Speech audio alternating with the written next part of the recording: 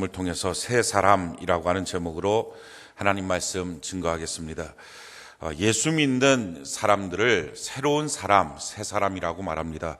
오늘 성경 말씀에 보면 골로새 3장 10절에 새 사람을 입었으니 이는 자기를 창조하신 이의 형상을 따라 지식에까지 새롭게 하심을 입은 자니라. 예수 믿는 사람이 누구냐? 바로 새 사람이다 라는 것입니다. 고린도후서 5장 17절에 보면 그런즉 누구든지 그리스도 안에 있으면 새로운 피조물이라 이전 것은 지나갔으니 보라 새 것이 되었도다. 누구든지 예수 그리스도 안에 있으면 새로운 피조물이다. 이전 것은 다 지나갔다. 이렇게 말합니다. 자, 그러면 저와 여러분들이 예수 믿는 사람인데 과연 무엇이 새롭게 된 것입니까? 무엇이 새 사람이 된 것입니까? 사지백체 이목구비 예수 믿으면 새롭게 되느냐? 물론 맞습니다. 변화됩니다. 성경이 이와 같이 말합니다. 전도서 8장 1절에 보면 누가 지혜자와 같으며 누가 사물의 이치를 아는 자이냐? 사람의 지혜는 그의 얼굴에 광채가 나게 하나니 그의 얼굴에 사나운 것이 변하니라. 예수 믿으면요, 사나운 것이 바뀌어져서 얼굴이 참 부드럽게 됩니다. 그래서 우리가 다니면서 저 사람 예수 잘 믿게 생겼다라고 하는 사람들의 얼굴을 보면 편안하고 착한 모습들을 봅니다. 혹시 여러분들이 우리 교회 처음 등록하실 때 사진을 찍으신 분들이 계시면 그때 사진을 한번 보시고 지금 자기를 거울로 한번 비춰보면 얼마나 자기가 바뀌었는지를 알 수 있을 것입니다. 참 잘 놀게 생겼던 자기의 모습이 얼마나 거룩한 백성으로 바뀌어졌는지. 예수 믿으면 이렇게 사지백체 이목구비가 바뀌어집니다. 근데 사실은 이렇게 변화되는 겉모습이 아니라 우리의 근본적인 변화가 있습니다. 예수 믿으면 내 모습이 과연 무엇이 근본적으로 바뀌어지느냐? 법이 바뀌어집니다. 성경이 우리에게 이렇게 말합니다. 로마서 8장 1절로 2절에 그러므로 이제 그리스도 예수 안에 있는 자에게는 결코 정죄함이 없나니 이는 그리스도 예수 안에 있는 생명의 성령의 법이 죄와 사망의 법에서 너를 해방하였습니다. 우리가 예수님 믿기 전에 예수 밖에 있을 때는 죄와 사망의 법 아래 있었다 하는 것입니다. 우리를 둘러싸고 있는 규칙, 원리, 법이 뭐였냐? 바로 죄와 사망의 법입니다. 죄, 저주, 가난, 질병, 이런 사망의 역사들이 우리를 둘러싸고 있는 원칙이었습니다. 그래서 우리의 삶은 끊임없이 여기서부터 벗어나려고 애를 썼습니다. 내가 얼마나 노력을 해야, 내가 얼마나 애를 써야 이 내 인생의 죄의 문제에서 벗어날까? 내 가정에 둘러싸고 있는 이 죄악의 문제에서부터 벗어날까? 이 고통에서 벗어날까? 이 가난에서 좀 벗어날 수 있을까? 이 질병에서, 가게에 이르는 이 저주에서 좀 벗어날 수 있을까? 이 마음속에 있는 불행에서부터 벗어날 수 있을까? 이렇게 애를 쓰며 살았습니다. 열심히 노력했습니다. 그러면서 그때 어쩌면 우리가 종교성을 갖고 있었을지 모릅니다. 다른 종교를 믿었을 수도 있고요. 또는 종교를 믿지 않아도 우리 나름대로 우리 마음속에 무엇인가를 의지하는 것들이 있었을 것입니다. 근데 그런 모든 종교성들의 대상인 신을 보면 이상하게도 항상 화가 나 있는 신입니다. 뭔가 이렇게 화가 나 있어요. 그래서 그 신 앞에 달래야 합니다. 그 화난 거를. 그래서 달래기 위해서 인신공양도 하죠. 이게 심청이 사건입니다. 뭔가 신을 자꾸 달래야 돼요. 그리고 신이 뭔가 항상 비유가 상해 있어요. 그래서 신의 마음에 들지 않으면 안 되는 거예요. 그래서 못 박는 것도 안 되고 이사 가는 날짜도 신의 비유에 상하면 안 되고, 또 그 신은 뭔가 마음이 꼬부라졌어요. 그래서 너가 얼마나 한번 열심히 내나 보자, 얼마나 한번 지성을 들이나 보자. 그래서 항상 지성을 들여요. 열심을 내요. 막 3,000번 절도 해야 돼요. 그래야지 신의 마음에 조금 들면 뭔가 해주는 것처럼. 그렇게 여기는 종교 생활도 우리가 했었습니다. 그럼에도 불구하고 벗어나질 못하는 거예요. 이 죄의 문제, 가난의 문제, 질병의 문제, 사망의 문제, 이 고통의 문제, 저주의 문제에서 계속 묶여있는 거예요. 조금 벗어났나 하면 또 다른 문제가 터져서 또 똑같고, 가정이 조금 행복할 만하면 또 똑같아지고, 또 가난의 문제가 닥쳐오고. 그래서 어쩔 수 없는 속수무책 가운데 우리의 인생이 다 무너져 있었어요. 근데 그때 예수님이 우리에게 다가오신 거예요. 예수님께서 우리에게 이렇게 말씀하신 거죠. 너가 그렇게 벗어나기 원했던 죄와 저주와 가난과 질병의 문제, 아무리 노력해도 너가 못 벗어난다. 내가 그걸 짊어졌다. 내가 십자가에서 짊어졌다. 가시면류관 쓰고 양손 양말에 못 박히시고 옆구리에 창 박히시고 등에 채찍 맞아서 내가 그것을 다 담당했다. 그리고 나를 믿으면 그 안에 누려지는 행복과 기쁨이 있다 하면서 우리에게 다가오셨어요. 그리고 오순절 마가의 다락방에 성령이 임하심을 통해서 그 성령을 통해서 이 예수님의 사건이 우리가 믿을 수 있는 사건이 되었어요. 그래서 우리에게 믿음을 줬습니다. 그 믿음을 갖고 예수 안에 들어오고 나니까요, 이제는 그게 믿어지는 거예요. 내가 노력을 통해서, 애씀을 통해서 열심히 노력하고 애를 써서 이 가난의 문제, 질병의 문제, 저주의 문제, 이 가정 불화의 문제를 해결할 수 있다, 그게 아니었다는 걸 알았어요. 이제 예수님이 다 담당하셨고 그 예수님을 믿는 크기만큼, 믿는 만큼 그것을 내가 누리는 사람이 되었다는 것을 깨닫게 되었어요. 그래서 법이 바뀌어진 거예요. 예수 믿기 전에는 죄와 사망의 원칙, 규칙이었어요. 그게 우리 규칙이에요. 그런데 이제 예수 그리스도 안에 있으면 이 죄와 사망의 법에서 벗어나서 생명의 성령의 법 안에 들어가서 생명을 얻되 풍성히 얻는 저와 여러분들이 된 거예요. 할렐루야. 근데 이 법 안에 들어가는 비결이 뭐냐? 이게 바로 믿음이에요. 맞아요. 우리 주님이 하셨어요. 이걸 내가 인정하는 것. 이 믿음이에요. 성경이 우리에게 이렇게 말합니다. 요한복음 3장 16절에 하나님이 세상을 이처럼 사랑하사 독생자를 주셨으니, 이건 너무 유명한 말씀이죠. 우리 같이 한번 읽어볼까요? 요한복음 3장 16절 같이 한 목소리 시작. 하나님이 세상을 이처럼 사랑하사 독생자를 주셨으니 이는 그를 믿는 자마다 멸망하지 않고 영생을 얻게 하려 하심이라. 하나님의 모든 사랑으로 우리에게 주신 게 뭐예요? 그게 예수님이 독생자예요. 그래서 그 예수님 안에 하나님의 사랑의 풍성함이 있어요. 예수 밖에는 사랑이 없는 거예요. 예수 안에 있는 거예요. 예수 안에 용서가 있고, 예수 안에 기쁨이 있고요, 예수 안에 치료가 있고요, 예수 안에 축복이 있고요, 예수 안에 들어와야 법이 바뀌어지는 거예요. 예수 안에 들어와야 완전한 변화가 있는 거예요. 그래서 하나님의 모든 사랑의 합, 하나님의 모든 신령함의 합, 그게 뭐예요? 예수 그리스도 그 독생자를 주신 거예요. 그래서 우리 예수 안에 있어야 돼요. 근데 참 안타까운 것은요, 예수 안에 있으면 그 사랑의 풍성함을 누려요. 예수 안에 있으면 그 치료와 축복과 능력과 권능의 풍성함을 누려요. 생명을 얻되 풍성히 얻어요. 근데 예수 밖에 있으면 그 예수님의 사랑을 향해서 편협하다고 말해요. 세상 사람들이 말합니다. 기독교인들을 향해서, 교회 다니는 사람들 향해서, 야, 너희처럼 편협한 사람이 어딨냐? 맨날 사랑 얘기하면서, 야, 예수만 믿으면 된다고, 예수만 믿어야 된다고, 다른 종교는 안 된다고, 이렇게 독선적고 편협한 사람이 어딨어? 이렇게 손가락질합니다. 그건 몰라서 그런 거예요. 예수 밖에는 없다고요. 하나님의 모든 사랑의 총합, 그 예수 그리스도를 우리에게 주시고요, 예수 안에 있다는 거예요. 그래서 우리는 예수 안에 있어야 되는 거예요. 저와 여러분들이 평생에 예수 안에 거하는 은혜가 있기를 바랍니다. 하나님이 세상을 이처럼 사랑하사 독생자를 주셨어요. 근데 그 예수님 안에 거하는 비결이 뭡니까? 누구든지 이는 그를 믿는 자마다. 믿음이에요. 참 놀라운 것은요, 저와 여러분들에게 성령을 통해서 이 믿음을 주셨어요. 할렐루야. 그래서 예수 믿는 믿음을 주셨다고요. 근데 문제는 이거예요. 그 예수 믿는 믿음을 주셔서 우리가 예수님을 믿게 됐는데, 우리가 인생을 살다 보니까요, 내가 감당할 수 없는 큰 파도들이 몰려와요. 죄와 저주와 사망의 파도, 질병의 파도가 또다시 몰려와요. 근데 그 몰려올 때 우리의 믿음이 너무 약한 거예요. 우리의 믿음이 너무 구멍이 뻥뻥 뚫어져 있는 거예요. 그래서 다시 내가 감당할 수 없는 사건들 앞에서요, 예수 밖으로 밀려나가요. 그래서 믿음 없는 사람처럼 되는 거예요. 곳곳이 그냥 빵꾸 뚫어진 믿음. 그래서 이 빵꾸 뚫어진 믿음이 예수의 믿음으로 덮어져야 돼요. 우리가 갖고 있는 믿음이라는 것은요, 믿어질 만한 건 믿어요. 믿을 수 없는 건 안 믿어요. 내가 경험한 건 믿어요. 근데 그 이상은 안 믿어요. 그러니까 감기 걸리면 기도해요. 고쳐달라고. 근데 3개월 남았습니다. 병원에서 그러면 안 믿어요. 그냥 팍 낙심돼 버려요. 아니, 근데 사실은 그때가 예수가 더 필요한 때 아닙니까? 파산했습니다. 이럴 때 예수가 더 필요하고요. 당신의 인생, 당신의 가정, 이제 이혼이야! 라고 말할 때가 사실 더 예수가 필요한 때인데, 내가 경험하지 못했던 일, 내가 감당할 수 없는 일, 내가 알지 못하는 일에 대해서는 내가 믿음을 갖지 못해요.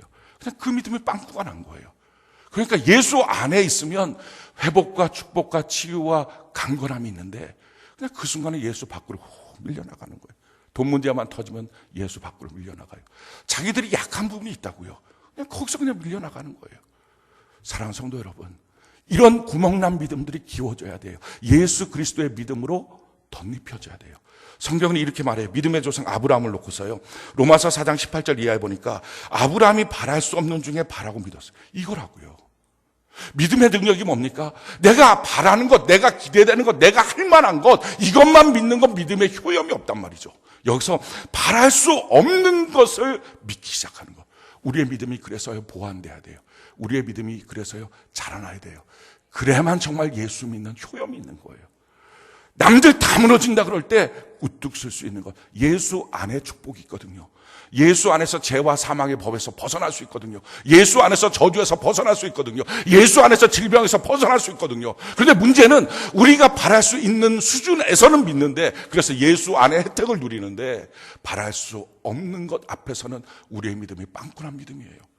그래서 이것을 성경적 용어로 시험 들었다 그래요. 미혹의 형에 빠졌다 그래요. 쑥 떠밀려가는 거예요. 그래서 교회에 나와도, 예배당에 나와도, 예배를 드려도 믿음 없는 사람처럼 예배를 드리는 거예요. 기대 없는 사람처럼 예배를 드리는 거예요. 근데 아브라함의 믿음이 뭡니까? 바랄 수 없는 중에 믿는 거예요. 사랑하는 성도 여러분, 저와 여러분들이 이런 믿음 소유하기를 바랍니다. 그래서 우리의 믿음이 보완돼야 돼요. 우리의 믿음이 예수의 믿음으로 덧입혀져야 돼요. 구멍난 믿음이 떼어져야 돼요. 그러면서 이렇게 말하죠. 바랄 수 없는 중에 바라고 믿었으니 이는 내 후손이 이가 되리라 하신 말씀대로 많은 민족의 조상이 되게 하려 하십니다. 그가 100세나 되어 자기 몸이 죽은 것 같고 사라의 태가 죽은 것 같음을 알고도 믿음이 약하여지지 아니하고. 사랑하는 성도 여러분, 여러분의 믿음이 약하여지는 시간이 언제입니까? 여러분의 믿음이 약해지는 사건은 무엇입니까? 그 약해지는 사람이 누굽니까? 그게 없어야 되거든요. 근데 어떤 사람은 돈 앞에서 항상 믿음이 약해져요. 어떤 사람은 사람의 말 한마디 앞에 항상 믿음이 약해져요. 어떤 사람은 회사만 가면, 어떤 사람은 가정 안에만 들어오면, 어떤 사람은 친구들만 만나면 그냥 믿음이 그냥 약해지는 거예요. 여러분들 믿음이 약해지는 곳이 어디입니까? 어떤 사람은 자녀 문제만 생기면 그냥 믿음이 약해져 버려요. 사실은 그때가 예수 안에서 죄와 사망의 법이 끊어지고 생명의 성령의 법이 있다는 것을 누려야 될 시점인데, 구멍난 믿음이 자기를 예수 밖으로 내모는 거예요. 교회당 안에 있다고 예수 안에 있는 게 아니잖아요. 예배 시간에 앉아있다고 예수 안에 있는 게 아니잖아요. 예수 안에 들어오는 방법은 뭡니까? 하나님이 세상을 이처럼 사랑하사 독생자를 주셨으니 교회당 안에 들어오면, 교회다 등록 성도가 되면, 또는 내가 헌금을 얼마 드리면 그 조건이 아니고 누구든지 믿기만 하면인데요. 믿음이 구멍나 버렸으면, 자리는 앉아있는데 믿음이 빵꾸나 버렸으면 그 순간에 그 혜택을 누리지 못하고 또다시 죄와 사망 속에 빠지는 거예요. 그래서 낙심되고요. 그래서 실망하고요. 그래서 흔들리고 마는 거예요. 그래서 성경이 이렇게 말해요. 그가 100세나 돼야 자기 몸이 죽은 것 같고 사라의 태가 죽은 것 같음을 알고도 믿음이 약해지지 않고. 왜 믿음 당신이 약해졌습니까? 이런 정보 때문에요. 이런 사건 때문에요. 이럴 수밖에 없는데 누구는 그런 믿음이 강해지겠어요? 네, 아브라함은요 다 알면서도 약해지지 않았다고요. 우리 그런 믿음 가져야 돼요. 그렇게 예수 그리스도의 믿음으로 덧입혀진 믿음, 할렐루야, 구멍난 믿음이 아니라 덧입혀진 믿음, 그 믿음을 소유해야 된다고요. 믿음이 없어 하나님의 약속을 의심하지 않고, 믿음이 없으면요 하나님의 약속을 의심하기 시작해요. 그러니까 예배 시간에 나와도 왜 예배가 좋냐, 왜 기대가 없느냐, 그것에 대해서 약속이 의심이 되니까, 하나님의 말씀이 선포돼도 그것이 내 것처럼 안 느껴지니까 관심이 없어지는 거예요. 왜? 자기의 상황이 너무 크다고 여기니까. 근데 사실은 자기의 상황이 큰 게 아니라 그것 앞에 내 구멍난 믿음으로 죄와 사망의 법으로 예수 밖으로 밀려난 거예요. 사랑하는 성도 여러분, 지금 우리가 같이 예배 드리잖아요. 지금 여러분들은 예수 안에 있습니까? 안에 있는 건 교회당 안에 있는 게 아니라고요. 등록하는 게 아니란 말이죠.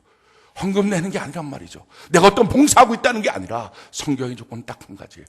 누구든지 믿기만 하면인데, 이 믿음이 지금도 견실하냐? 이 믿음으로 지금 서 있느냐? 그럼 우리의 인생이 바뀌거든요.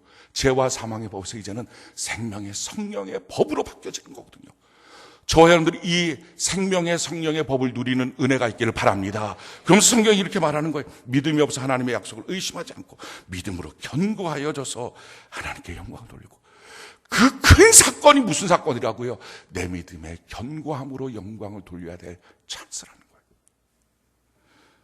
약속하신 것을 또한 능히 이루실 줄을 확신하였으니 그러므로 그것이 그에게 의로 여겨졌느니라. 그에게 의로 여겨졌다 기록한 것은 아브라함만을 위한 것이 아니요. 성경이 이렇게 오늘 우리에게 놀라운 말을 해요. 그거는 지금 아브라함만의 사건이 아니라 그 다음에 뭐라고요? 의로 여기심을 받은 우리도 위함이니. 우리도 똑같다는 거예요. 우리도 이 믿음으로 굳세게 쓰면 죄와 사망의 법, 지긋지긋했던 과거의 인생이 아니라 새 사람의 인생을 살게 될 줄로 믿습니다.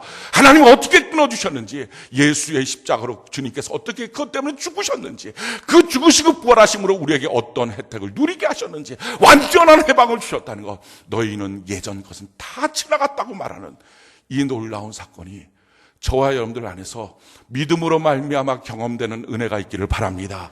그래서 믿음이라고요. 근데 이 믿음, 우리가 지금 갖고 있는 믿음은 어쩌면요, 퉁퉁 구멍난 믿음일 수 있어요. 그게 누구든지 사람들의 믿음은 그래요. 자기가 믿을 수 있는 건 믿어요. 믿어지지 않는 건 못 믿어요. 자기가 경험한 건 믿어요. 근데 경험하지 않은 건 못 믿어요. 제가 아는 건 믿어요. 제가 모르는 건 못 믿어요.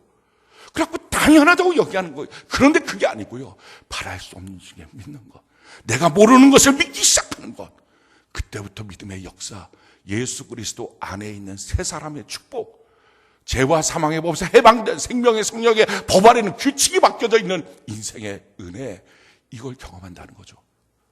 그래서 하나님 우리에게요, 이 믿음을 보완하고 이 믿음을 자라나고 이 믿음을 예수 그리스도의 믿음으로 덧입도록 하기 위해서 우리에게 은혜의 혜택을 주셨어요. 그게 바로 성경과 교회와 예배예요. 왜 그렇게 성경과 교회와 예배를 붙잡으라 그러느냐? 우리는 그걸 통해서 내 구멍난 믿음을 기울 수 있어요. 할렐루야.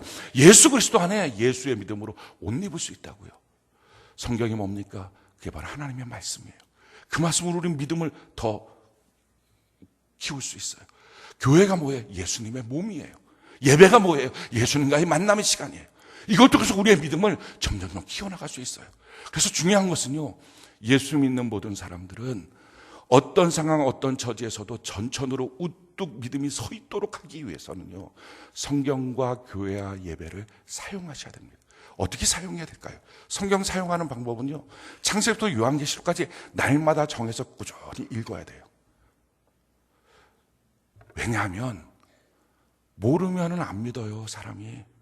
알면 믿고요. 성경도 모르는 성경은요 안 믿어요. 들은 성경은 믿고요. 맨날 들었던 거, 자기 마음속에 있었던 거, 이건 믿고요. 자기가 안 읽었던 성경은 못 믿어요 또. 그러니까 창세기부터 요한계시록까지 읽어보시라고요. 한 번 읽으면 되느냐? 그렇지 않은 걸 아시잖아요. 많잖아요, 내용이. 그러니까 계속 읽어보는 거예요. 읽다 보면 자기가 아는 내용이 돼요. 아는 내용이 되면 하나님의 말씀이 믿어지기 시작합니다. 또한 교회 공동체도 마찬가지예요. 교회 공동체 예수님의 몸입니다.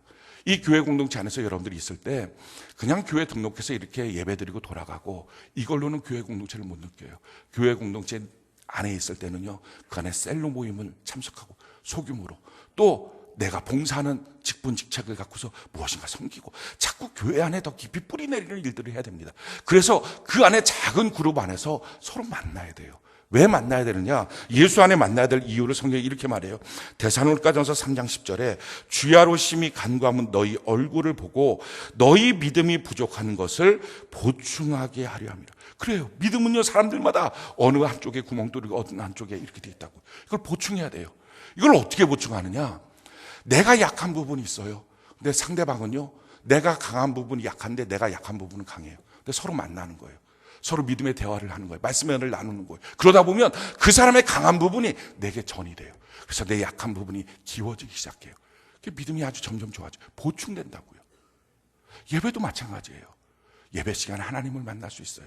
그 예배 가운데 하나님을 만남으로 우리의 믿음이 더 굳세어지기 시작해. 할렐루야. 근데 이렇게 성경 교회 예배를 통해서 우리의 믿음이 자라나기 시작할 때 꼭 필요한 게 있어요.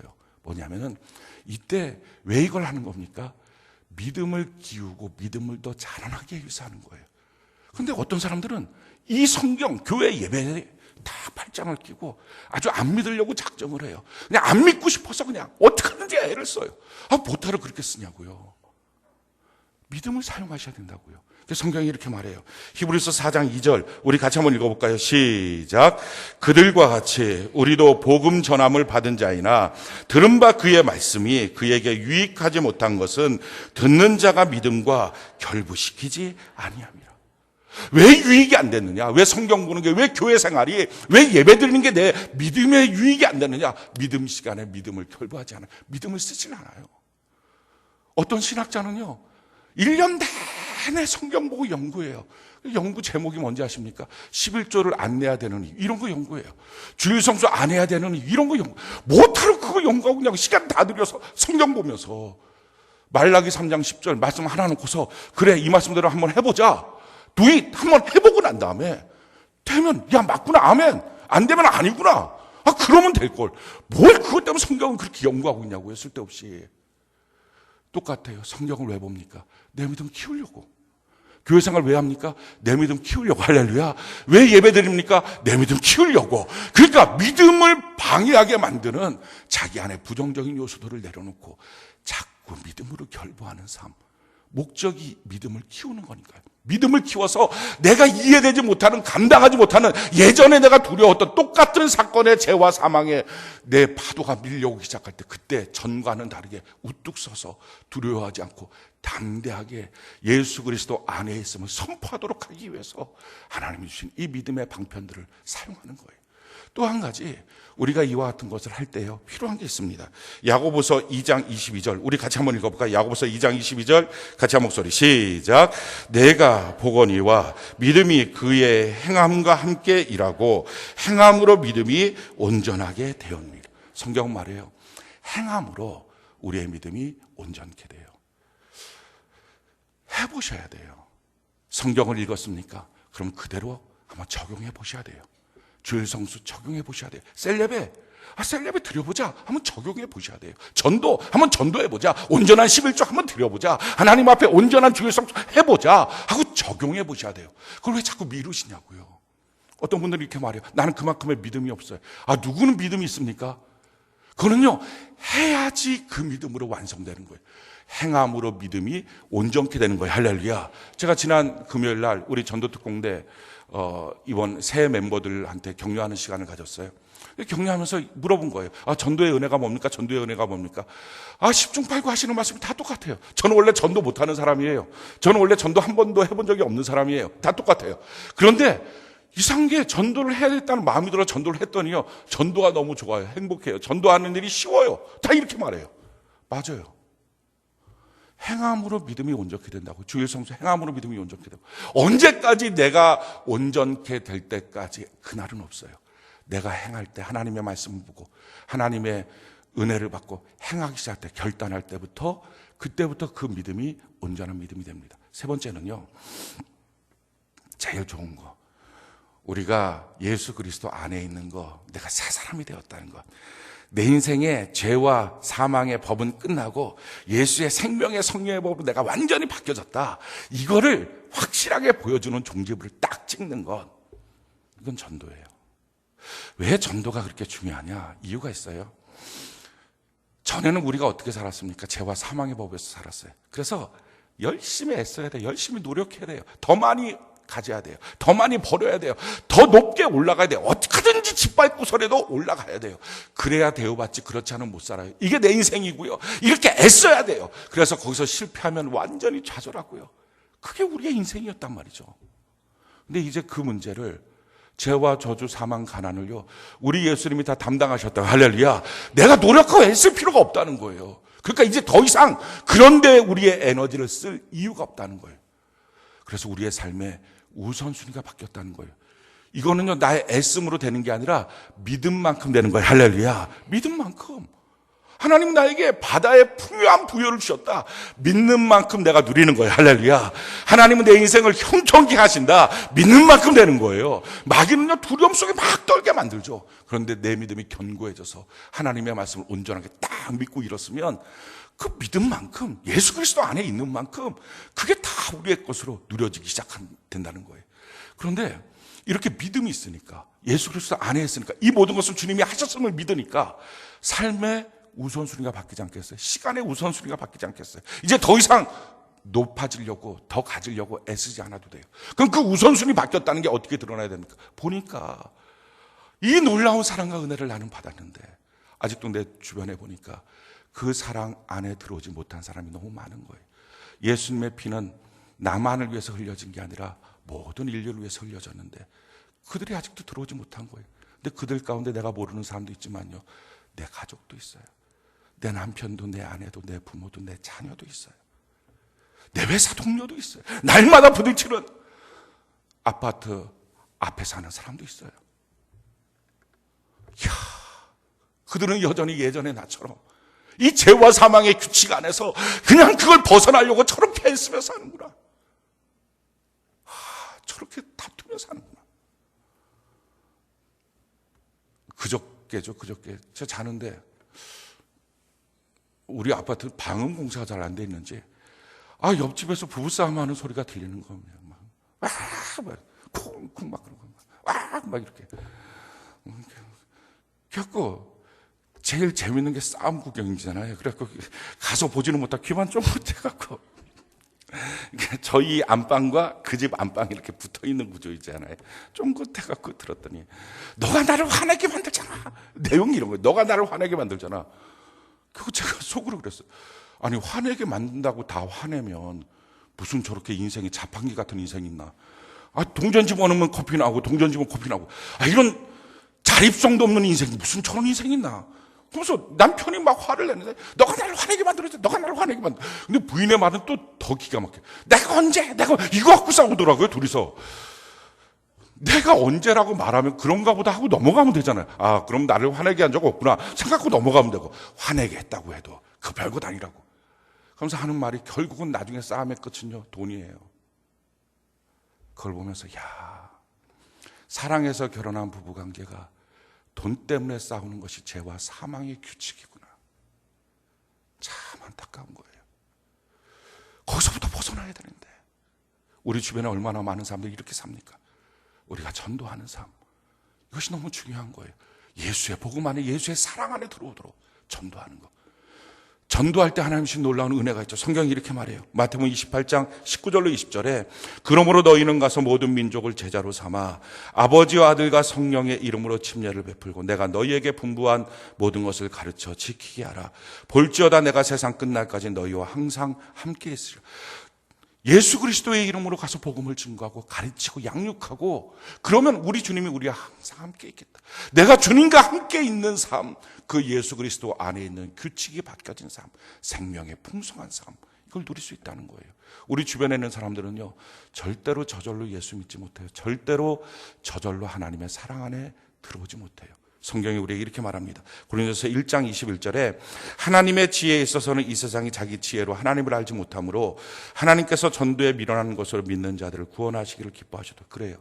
전도에 미련한 방법으로만 구원하시는 거예요. 저는 이 말씀 되게 좋아하는데 고린도서 9장 14절 말씀이에요. 우리 같이 한번 읽어볼까요? 고린도서 9장 14절 말씀 같이 한 목소리 시작.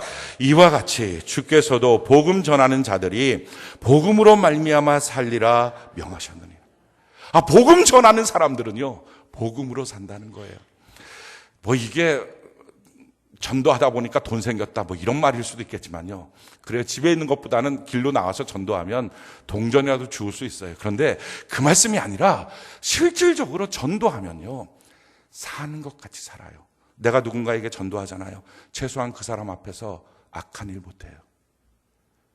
거룩해져요. 깨끗해져요. 본이 되려고 애를 써요.